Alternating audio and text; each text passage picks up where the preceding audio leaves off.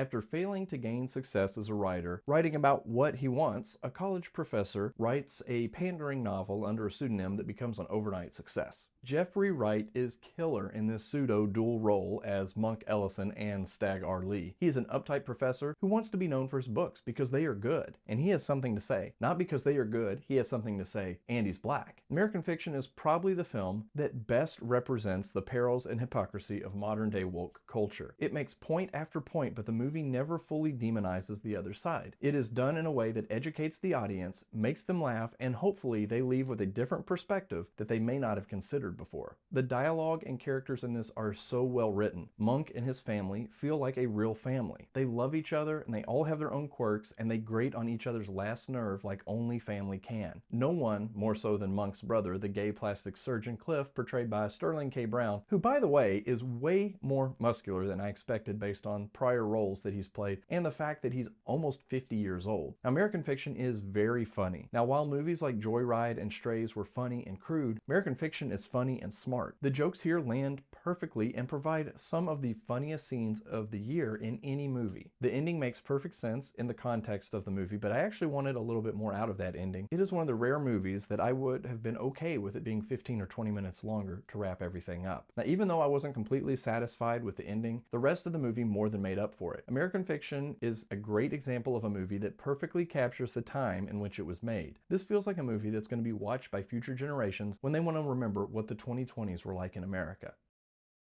Carrying an armful of books, drinking wine in a bathrobe, having a conversation at a urinal, hiding your true identity, reading an excerpt from your best-selling book, taking a walk in the tall grass,